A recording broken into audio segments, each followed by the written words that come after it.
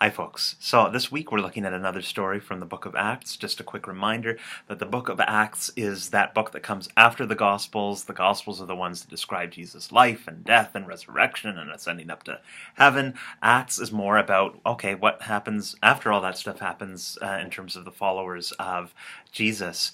Now, you'll probably remember there was this guy named Judas who was a disciple of Jesus and kind of ended up betraying him and ends up dying later on after that happens.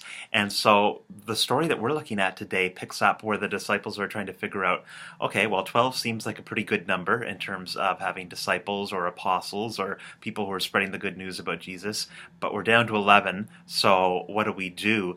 And they think it over, they pray about things for a little while.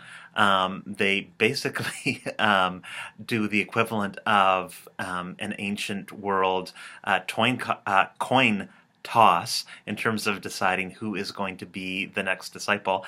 And a guy named Matthias, also known as Joseph, also known as like a whole bunch of other names. I don't know why he had so many names that they talk about. But anyways, this other guy gets chosen to be one of the apostles, and they move forward in terms of the life of the church, even though we don't hear much about this guy, Matthias, later on in the book of Acts. So what is important? What are we going to be looking at in terms of our Sunday school this week?